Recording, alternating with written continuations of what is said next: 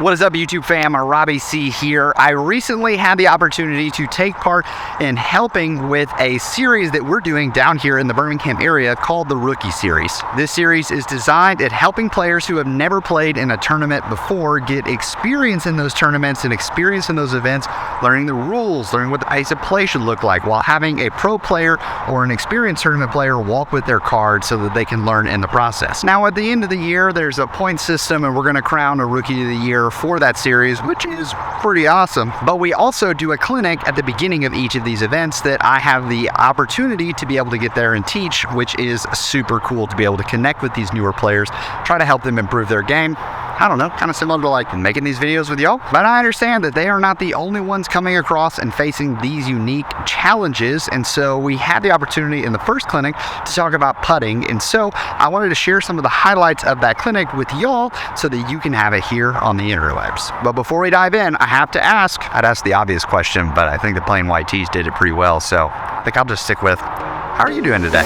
So catch me if I fall.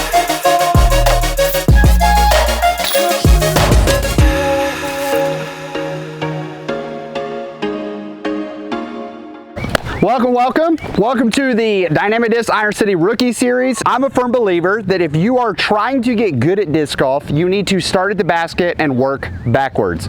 A lot of people, there is a local to this area who may or may not find himself on hole 17 quite often, throwing repeatedly over and over and over again, trying to flex, oh man, look how cool I am, I throw so far. Problem is, that guy, not that great at putting. So it doesn't matter if he outdrives me by 100 feet because I'm going to make all of my putts, and he is certainly not going to do so. So working on our putting, getting confident on our putting is going to not only allow us to score better, it's going to allow us to score more consistently and eliminate this monkey off of our back that a lot of players feel, which is the stress that we can experience as we get closer and closer to the basket. What if I told you that I want to help you trick your brain into no longer being afraid of putting because we want to stop putting entirely? Disc golf is this game where we have two different things we do. We have drives where we sit here and we throw the disc, ooh, so far, so fancy, or for lots of us, ooh, I wish that was like 50 feet further, right? And then we have this motion, sometimes you even got the forehand, but then we get to putting. And it's like our body goes from being somewhat athletic, we're feeling it out, to, why didn't it go in? Come on, man. That's so frustrating. I think that all of you have a natural putting stroke that you don't realize you actually have. So I need a volunteer who is rather brave to step up. I need one volunteer for right here. What's your name? Hunter. Hunter, okay. Hunter, you've been playing for 2 months? Okay. Hunter's been playing for 2 months. By show of hands, how many of you have been playing longer than Hunter? Okay. All these people are better than you. How's that feel? I wouldn't count it. Yeah, exactly. So just because we've been playing a long time doesn't mean that we're actually better. First thing we need to learn. Second thing is that all of these people who've been playing longer have already started probably building some habits which may or may not get in the way of them being able to putt as effectively as we want. So what I'm going to do is I'm going to hand you this, and we're going to get rid of those. Oh my gosh, I'm so good. Just made 4 at the same time. You guys wish you were this crazy good. I'm going to ask you a couple questions, and while I'm asking you those questions, Hunter, I want you to, you're just going to toss me that Frisbee. We're just playing catch, warming up. So, perfect. And then here, what I'm gonna do, I'm gonna have you start on an edge, and then I'm gonna back up. How's that sound? That way we're not multitasking. I'm pretty good at this whole multitasking thing. So, I'm gonna toss that to you, and you just toss it back. So, what part of the state are you from? Blount County, so North Central. Blount County, North Central. That's how I've been in Alabama for 12 years at this point, and I still don't know what that means. So, I'm gonna need a city or something. Hayden. Hayden, okay, perfect. Now that I know. Good thing, disc golf is a throwing sport, not a catching sport, and we appreciate that. So, okay, Hunter, so you've been playing that long. What got you into disc golf? Actually, my old teacher got me into it. Your teacher, okay, that's cool. I love that. Like a PE teacher, a history teacher, what? Math. Math teacher, okay. I'm making all sorts of assumptions here. That's on me. Stereotypes galore. So, that's fantastic. Okay, so you got into it right now. What would you say is your favorite disc, Hunter? Probably my Phoenix. Okay, your Phoenix. Okay, that's a great disc. I love that. And so I think my final question to you, Hunter, is if I were to say, how far out when you're putting do you feel like you can confidently and accurately throw the disc? 15 or 20 feet. 15 or 20 feet. Okay, perfect. How many times have I had to move to run and catch one of Hunter's shots? 0. 0. Absolutely. Hunter, do you think I'm 15 or 20 feet away from you right now? Further. How far do you think I am? 30. 30. Okay, I'm going to tell you it's not 30, but it's pretty close. So we're going to try it. 1, 2, 3, 4, 5, 6, 7. Okay, yeah, so we're about 21, 22 feet, somewhere in that area. So why did Hunter throw so accurately? Because she's punching. It's easier when it's not a basket. So I love that idea. It's easier when it's not a basket. Actually, valid answer, and I think that's okay. Someone else saying something over here. I heard an answer over here. What? He wasn't thinking about it, right? It wasn't in his head. It wasn't in his head. If I were to toss you this Frisbee right here, yep, that's okay. Like I said, it's a good thing that we do not play a catching sport. The basket's supposed to do that. And I told you to toss it to me. See? I didn't have to move at all. It's right here. So often, thank you. Round of applause for Hunter. That's all we need. Appreciate it. Appreciate it. So I want to talk about this zone for 2 reasons. One, I think that in putting, we need to start tricking ourselves into, hey, it's way easier when it's not a person. So I want us to embrace our imaginations here. And I want you to imagine at all times, we need to stop picturing this as a scary, lifeless object. And we need to start picturing it as a living, breathing thing that is reaching out. Yeah, that audio is going to be awful. That's on my bad, Silas. We want it to be a living, breathing thing, reaching out, being like, hey, bro, what up? I'm right here. Catch me. I got you, bro. I got you. Because you know what baskets can do that a lot of people don't give them credit for? They can't actually catch. How many times have we seen putts hit the right side and you're like, oh, that's a shank, and it goes in, right? Happens often. Now, have we seen conversely where it'll hit the outside and it spits off? Yes, absolutely. The basket is an imperfect thing. But we need to mentally trick ourselves and do everything we possibly can to think about this in a tossing motion. So we're gonna do a little bit of an exercise that I want everyone to, we're gonna grab a partner and we're gonna spread out all over this area, grab a partner, grab a putter, and I want you to stand about 15 feet away from each other. You can start at 10 if 15's a little far, and here's what I want you to do. Here's what I want you to take note of before you spread out. I want you to just literally toss the Frisbee with one another. And then after every 3rd toss, I want you to putt the disc at your partner. So let's say I'm doing this right here. What's your name? Chris. So let's say Chris and I were tossing it back and forth. I'm not thinking about it. Bang, bang, bang. Okay, cool. Whoop, whoop. There we go. He's got nerves. You know, it's fine. He hasn't thrown in front of this many people before. And now I've thrown it 3 times. And I'm going to go here because my putting routine, I spin it 5 times. I think to myself, man, it's going to be awesome when I make this putt. Deep breath. Address the basket. 1, 2, and boop. Right into his chest. That's my putting motion. I've practiced it hundreds and hundreds and hundreds of times. Probably at this point, close to 1,000,000 times. I love practicing putting. So I just patted at him. Now, Chris, I want you to do the same. Whatever your putting routine is, I want you to putt it back at me. Okay, perfect. And then we toss it 3 times. Boom, boom, boom. We toss it, bang, bang. You guys get the gist. And then I'm gonna, after the 3rd toss, 3, 4, 5. Man, it's gonna be awesome when I make this putt. Address the putt and boom, right to him. I want you guys to do that with your partner. 3 just catches back and forth at around 10 or 15 feet. And then I want you to both do your putting routine at one another. And I want you to notice what are the differences between how I think I'm supposed to putt and how much easier it is for me to just toss this disc, okay? Let's break.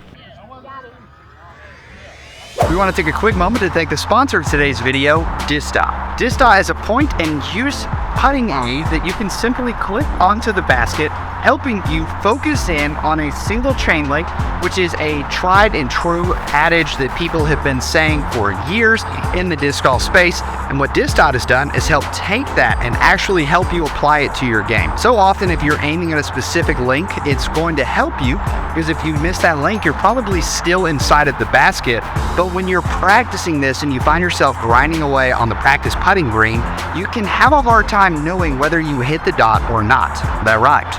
Unintentional.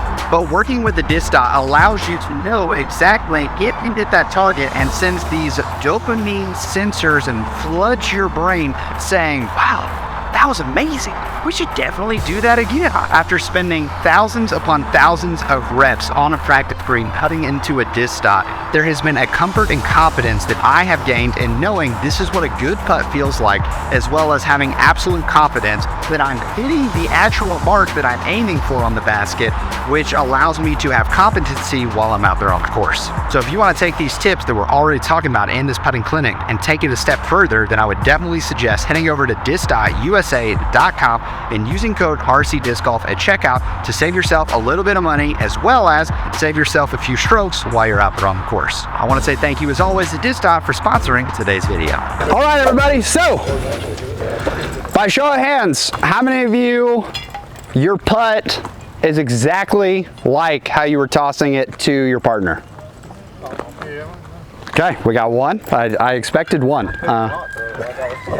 Yeah, so that's a great, I love that, Shane. So say it again. I could not throw like I normally putt. That's how I throw a disc. Could not throw like he normally puts. So I was throwing with my partner as well, and it's the same thing. When I'm thinking about the more that you meld these two styles together, the more you're going to simply think, and this also comes from reps and things like that. Like I said, I'm probably close to 1,000,000 times that I've thrown this type of a putt, and this isn't how I always putt it by any means. This is probably in the last 2 years that I've learned my style of putting that I really love and lean into. It just becomes a natural thing that you want to lean into. So I want to take us to the next two things that I think, and I'm going to leave you with these, but I think that these are the last two things while you're out there on the course today. If anything, you start finding yourself struggling and putting, know that it can't get worse, right? Like if you already missed it, you can't miss it more. The last two things that I want to talk about that I think are reasons people struggle with their natural putting motion, and why when you're tossing the disc, you don't think to yourself, wow, this is harder. So the first comes from, how many of you have thrown this type of a Frisbee in your life before? There's a lid, all that jazz. Yeah, awesome, awesome. Little beach Frisbee action. So, long before I played disc golf, I was throwing these all over the place. This one is from a tournament in 2008, that playing Ultimate. So, that is how long, I mean, not how old. I realize there are definitely people older than that. I'm not trying to say that. But, how long I've been throwing circular objects in a sport. So, when I'm throwing this, I got so used to in Ultimate that I was expected to make throws for meet 100. I was expected to make these over and over again. So that, when I failed to do so, was frustrating. Now, a question that I love asking people is, what is your comfort circle? Your comfort circle is the range that I define as the space around the basket that you believe you are going to make 85 to 90% of your putts. These are the no-brainers. Turn everything off. Yep, count it. I walk up, I see it there, count it. Obviously, we say 85 to 90% because this is an imperfect basket, imperfect object, so it's not gonna catch everything. Sometimes you're gonna have discs that spit literally straight through it all, right? Like that happens. So that's why I say 90% at the top end, but I'm expecting to make all of them. I have asked this question to so many people. I even asked this question to some of you today. If you will let us know your name and how long have you been playing?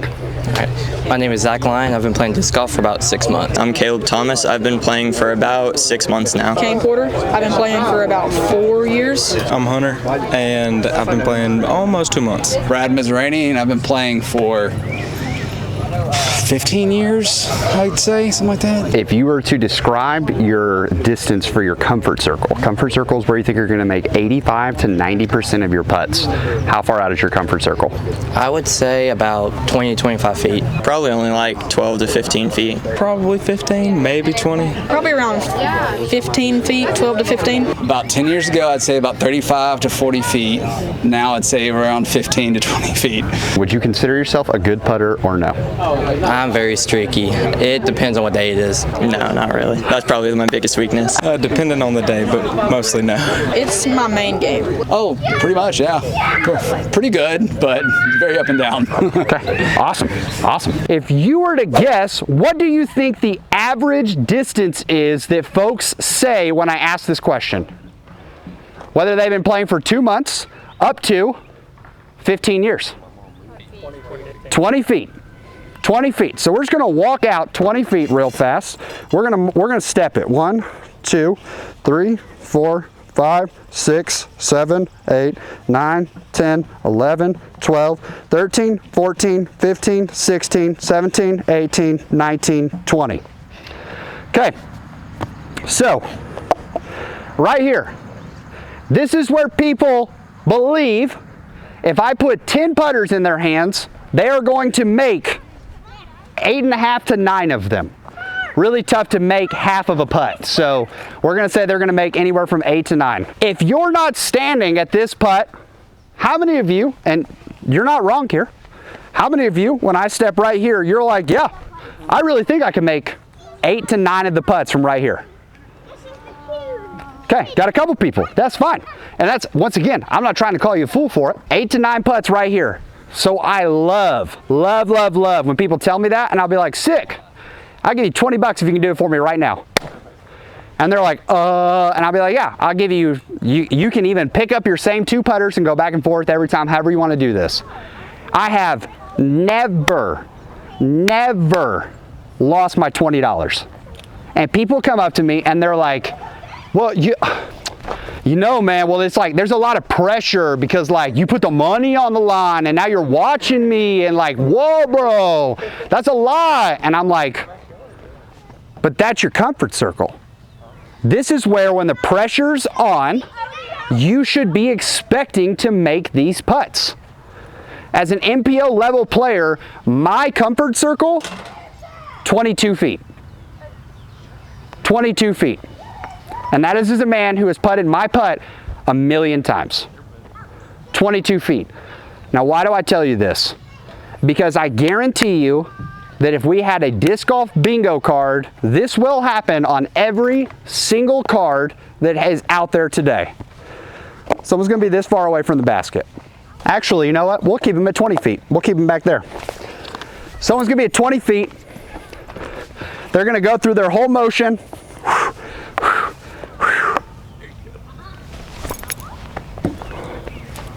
And you know what they're gonna do? They're gonna miss that putt and they're gonna do this motion right here. Come on! I should have made that. That takes my putting confidence that I need to succeed through the round, and it chips away at it. So now, when I step up to a putt that's a little closer, I'm thinking to myself, well, I was supposed to make the last one, and I'm supposed to make this, so what's supposed to happen now? Come on! And you're frustrated because you're gonna build the story of your round based on your perceived comfort circle versus your actual comfort circle.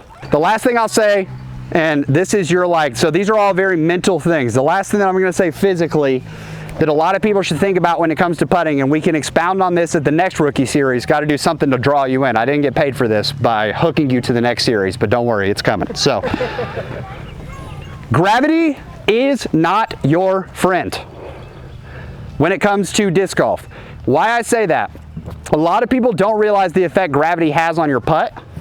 they're like, now y'all are like, wow, Robbie's stupid. Obviously gravity affects my putt. That's why I miss all of them right there.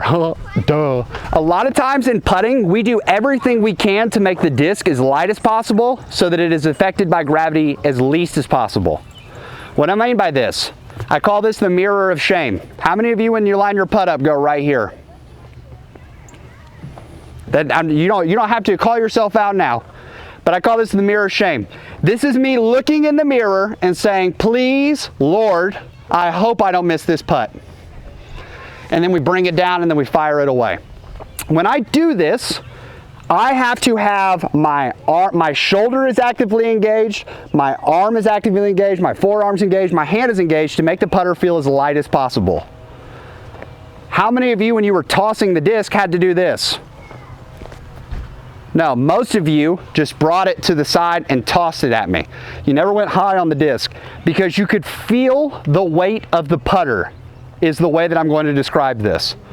So rather than thinking about bringing it from like launching the disc up and doing all of that, when you feel how heavy this is, I can feel how much weight is coming down on my fingers.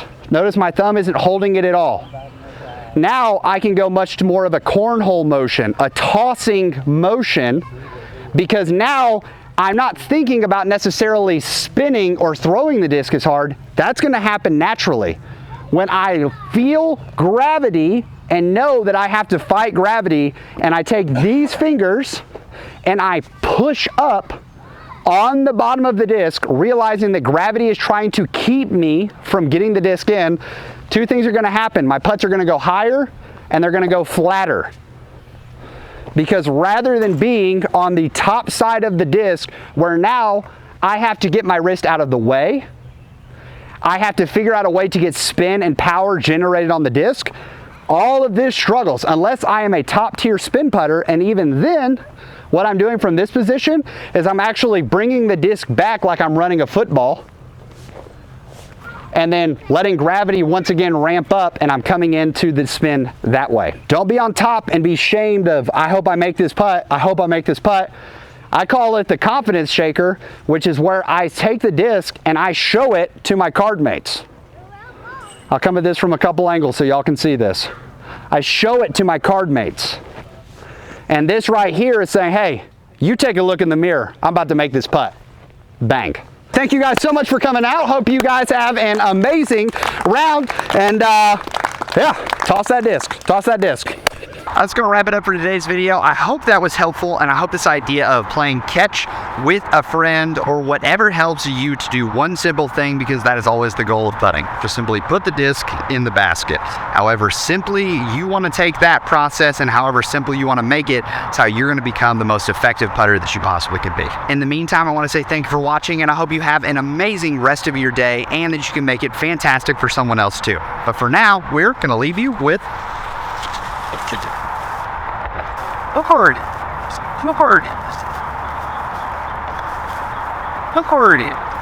Accordion.